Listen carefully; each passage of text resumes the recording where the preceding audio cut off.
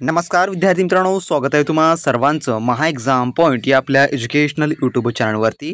तर मित्रांनो, बऱ्याच दिवसापासून अनेक विद्यार्थी जे आहे जे की BMCची जाहिरात प्रसिद्ध झाल्यापासून परीक्षा पद्धतीसंदर्भात अनेक कमेंट्स करत होते की सर नेमकं परीक्षा पद्धत कोणत्या स्वरूपाची असणार आहे आणि जाहिरातीमध्ये देखील मित्रांनो परीक्षा पद्धतीसंदर्भात काही महत्त्वपूर्ण पॉईंट्स नोट करण्यात आलेले आहेत जे की प्रत्येक उमेदवाराला माहिती असणं आवश्यक आहे। जर तुम्ही या पद्धतीसाठी अर्ज इच्छुक असाल किंवा अर्ज केलेला असाल तर मित्रांनो तुम्हाला परीक्षा पद्धत समजणे खूप अतिशय महत्त्वाचे आहे। खूप सारे विद्यार्थी कन्फ्यूज देखील झालेले आहेत की नेमकं परीक्षा पद्धत कोणत्या स्वरूपाची असणार आहे, कारण का आतापर्यंत TCSने भरपूर साऱ्या परीक्षा घेतल्या आहेत, तरी पण मित्रांनो कोणत्याही त्यांनी जे की परीक्षा स्वरूप जे की त्यांनी दिलेलं नव्हतं, परंतु BMCचं थोडक्यामध्ये यांनी जे आहे परीक्षा स्वरूप आपल्याला दिलेलं आहे की नेमकं कोणत्या प्रकारचे प्रश्न असणारे असतील आणि कोण्या सेटमध्ये कोणत्या सब्जेक्टवर जास्त वेटेज असणार आहे असं त्यांनी याच्यामध्ये नमूद केलेलं आहे। तर संपूर्ण काय माहिती आपण या व्हिडिओमध्ये जाणून घेणार आहोत। तर व्हिडिओ खूप इम्पॉर्टंट आहे मित्रांनो, व्हिडिओला शेवटपर्यंत आणि काळजीपूर्वक पहा। जर मित्रांनो तुम्ही अजूनही बृहमुंबई महानगरपालिका भरती 2024 मित्रांनो परिपूर्ण तयारीसाठी आपले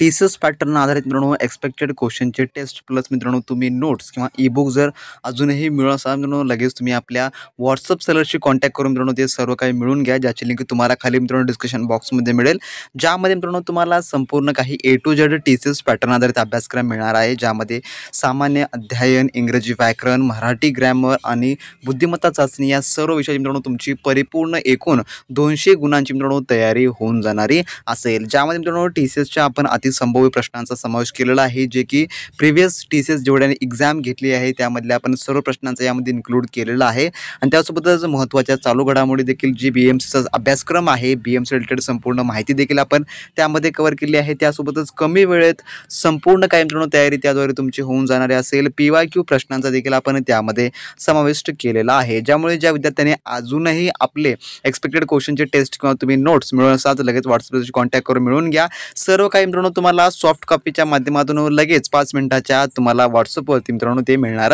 असेल आणि प्राइस देखील मित्रांनो तुम्ही या ठिकाणी पाहू शकता, जे की अगदी अफोर्डेबल आहे। प्रति विद्यार्थी मित्रांनो याचा जो आहे तुम्ही अभ्यास केला तर तुम्हाला कोणतेही मार्केटमधलं मित्रांनो तुम्हाला एक्सपेन्सिव्ह बुक्स घेण्याची गरज पडणार नाही किंवा मित्रांनो तुम्हाला कोणतेही कोचिंग लावण्याची गरज पडणारी नाही। त्यामुळे ज्या विद्यार्थी अजूनही मिळत असेल त्यांनी लगेच आपल्या व्हॉट्सअपशी कॉन्टॅक्ट करून सर्व काही मिळून घ्या। मित्रांनो आपण BMCच्या परिपूर्ण तयारीसाठी आपले एक्सपेक्टेड क्वेश्चनची सिरीज देखील आपण स्टार्ट केली आहे मित्रांनो, त्यासोबतच आपण प्रिव्हियस इयर क्वेश्चन पेपर देखील आपण सॉल्व्ह केलेले आहेत। जर तुम्ही ते व्हिडिओ पाहून घेतले नसाल तर पाहून घ्या, डिस्क्रिप्शन बॉक्समध्ये त्या देखील संपूर्ण व्हिडिओची तुम्हाला लिंक मित्रांनो मिळून जाईल। आता पाहूया आपण जे काही महत्त्वपूर्ण जे की परीक्षा स्वरूपाविषयी माहिती आहे ती।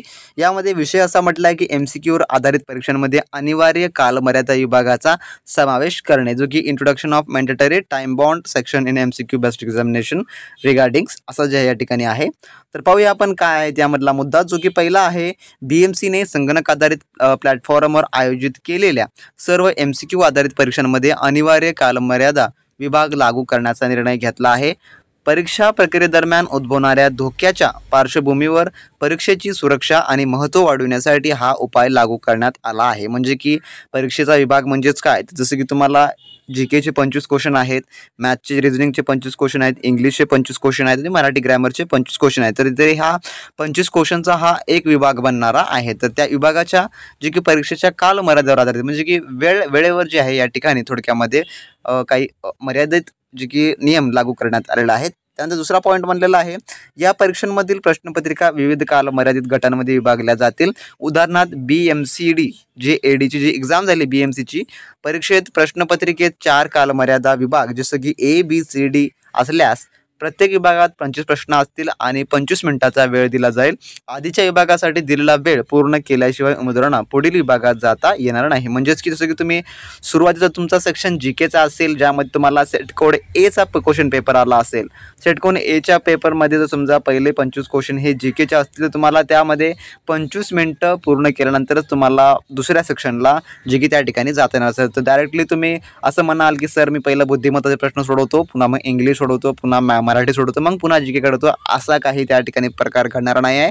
तर तुम्हाला ज्या प्रकारे त्या ठिकाणी सेट कोड येईल त्या ठिकाणी ऑनलाईनवरती कॉम्प्युटरवर तुमच्या त्या प्रकारेच तुम्हाला त्या ठिकाणी एक्झाम जे की देता देता येणारी असेल. असं काही नाही की तुम्ही मागलं पुढे पुढलं मागे तुमच्या इच्छेनुसार तुम्ही त्या ठिकाणी सेट कोड बदलू शकणार नाही आहे. तर ज्या प्रकारे ते त्यांचा सेट कोड असेल त्या प्रकारे तुम्हाला जे की एक्झाम देता येईल. तर या ठिकाणी देखील ABCD या प्रकारचे सेट कोड असणारे असतील, त्यामुळे प्रत्येक सेट कोडला हा वेगवेगळे प्रश्न दिले जाणार असतील. तर वेटेज काय आहे हे पण देखील आपण खाली पाहणार आहोत. त्यानंतर म्हटलं या व्यतिरिक्त उमेदवारांना दिलेला वेळ पूर्ण झाल्यानंतर त्या गटातील प्रश्नांचे पुनरावलोकन करण्याची किंवा त्यांच्या प्रतिसाद बदल करण्याची परवानगी दिली जाणार नाही. म्हणजे की समजा तुम्ही GKचे 25 क्वेश्चन सोडवलेत, त्यानंतर तुमचा 25 मिनिटाचा टाइम देखील ओव्हर झाला, तर तुम्हाला त्यानंतर कदापि ते नंतर रिपीटमध्ये तुम्हाला क्वेश्चन्स पाहता येणार नाही. त्यामुळे तुम्ही जे प्रश्न सोडवत आहात तुम्ही ते खूप गांभीर्याने सोडवायचं आहे, खूप काळजीपूर्वक सोडवायचं आहे. तर तुम्हाला ते रिचेकसाठी क्वेश्चन मिळणारे नाही. त्याने म्हटलं की आधीच्या विभागासाठी दिलेला वेळ पूर्ण झाल्यानंतर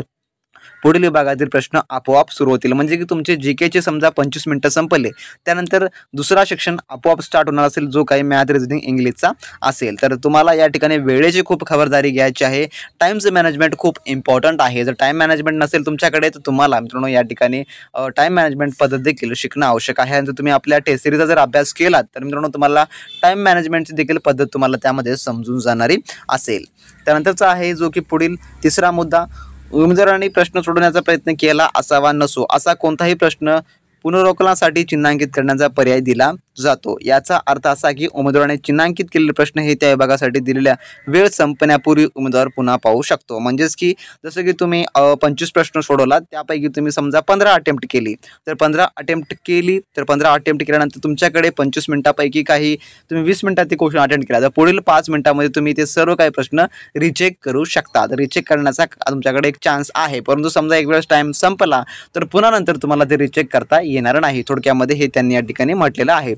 त्याने म्हटलं की पुनरावलोकनासाठी चिन्हांकित केलेल्या प्रश्नांचे मूल्यांकन केले जाईल हे लक्षात घेणे महत्त्वाचं आहे. तर जे काही तुम्ही रिचेक कराल त्या देखील प्रश्नांचं महत्त्व आहे असं म्हटलेलं आहे. आता पाहूया आपण नेमकं वेटेज काय असणार आहे सेट कोडनुसार. तर खूप सारे विद्यार्थी म्हणत आहेत की पेपर पॅटर्न या टाईपचा नसेल, पेपर पॅटर्न ह्या टाईपचा असेल. तर अशा गोष्टी काही तुम्ही लक्षात घेऊ नका, कारण का पेपर हा जो आहे तो बेसिकनुसारच असणार आहे. बेसिक टू हार्ड लेवलचेच क्वेश्चन तुम्हाला येणार आहे आणि खूप पण टॉपचा क्वेश्चन्स तुम्हाला त्या ठिकाणी येणार नाही आहेत. त्यामुळे खूप तुम्हाला काळजीपूर्वक त्याचा जो काही अभ्यासक्रम आहे तो पाहावा लागणारा असेल त्यासाठी. आणि जे काही क्वेश्चनचा दर्जा कमी आहे जास्त असं म्हणतात ना, तर त्यांना एकच सांगणं आहे की तुम्ही त्या भानगडीत पडू नका, कारण का कोणता सेट कोड कोणाला येईल हे आपण काही सांगू शकत नाही. आपण आतापर्यंत TCSच्या बऱ्याच एक्झाम तुम्ही दिल्या असाल किंवा देणार असाल किंवा दिलेला असेल या मागील पूर्वी.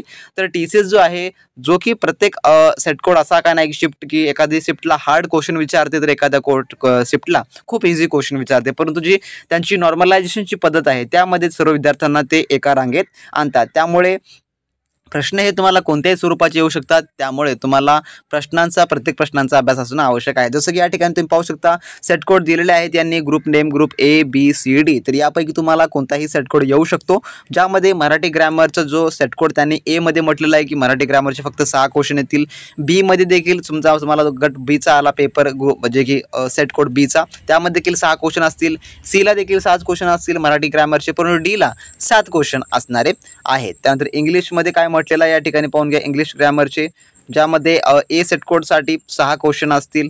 त्यानंतर ग्रुप Bला जे की ग्रुप B मध्ये 6 क्वेश्चन असतील, पण C ला या ठिकाणी 7 क्वेश्चन असतील आणि D ला जे की 6 क्वेश्चन असणार आहे. त्यानंतर जनरल नॉलेजमध्ये काय म्हटलेलं आहे, ग्रुप A मध्ये तुम्हाला 6 क्वेश्चन असतील, ग्रुप B मध्ये 7 क्वेश्चन, तर ग्रुप C मध्ये जे की 6 क्वेश्चन असतील.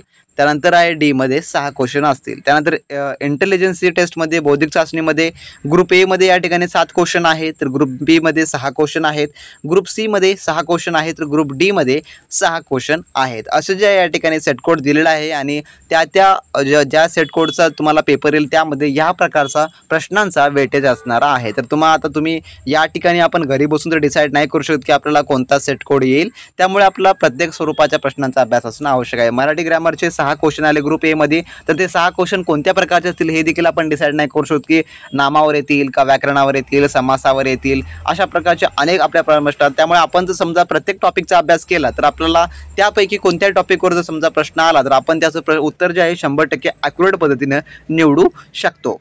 तर अशा प्रकारे जे आहे थोडक्यामध्ये 25-25-25 क्वेश्चन होणारे असतील आणि एकूण यासाठी जो दिलेला तुम्हाला टायमाचा कालावधी आहे तो देखील या ठिकाणी 25-25 मिनिटच ठेवण्यात आलेला आहे, जेणेकरून 100 मिनिटाचा पेपर असेल आणि यासाठी 100 प्रश्न असतील, परंतु गुण जे आहे यासाठी 200 गुण तुम्हाला असणारे आहेत. तर थोडक्यामध्ये या प्रकारचा तुम्हाला सेट कोड त्या ठिकाणी दिला जाणार आहे आणि हा सेट कोडच त्या ठिकाणी जो की फॉलो केला जाणारा आहे. तर मित्रांनो या प्रकारे थोडक्यामध्ये परीक्षेचं स्वरूप त्यांनी या ठिकाणी निश्चित केलेलं आहे. तर या प्रकारे तुम्हाला परीक्षेमध्ये जे काही सर्व विचारलं जाणार असेल यानुसारच असणार असेल. तर मित्रांनो अशी होती संपूर्ण माहिती. जर समजा यामध्ये तुम्हाला काही कन्फ्युजन वाटत असेल तर खाली कमेंट बॉक्सद्वारे मित्रांनो कमेंट करून विचारू शकता, किंवा जो आपला ऑफिशियली टेलिग्राम ग्रुप आहे तो देखील मित्रांनो जॉईन करून तिथून विचारू शकता. आणि ज्या विद्यार्थ्यांना आपले TCS पॅटर्न आधारित एक्सपेक्टेड क्वेश्चनचे टेस्ट किंवा नोट्स किंवा टेक्निकल किंवा इतर कोणतेही हवा असेल तर तुम्ही आपल्या ते व्हॉट्सअप चॅनलशी कॉन्टॅक्ट करून सर्व काही मिळू शकता. डिस्क्रिप्शन बॉक्समध्ये मित्रांनो लिंक देण्यात आलेली आहे. तर भेटूया नेक्स्ट पार्टमध्ये नवीन अपडेट सोबत, नवीन काय माहिती सोबत. तोपर्यंत मित्रांनो बी प्रॅक्टिस क्रॅक एक्झाम.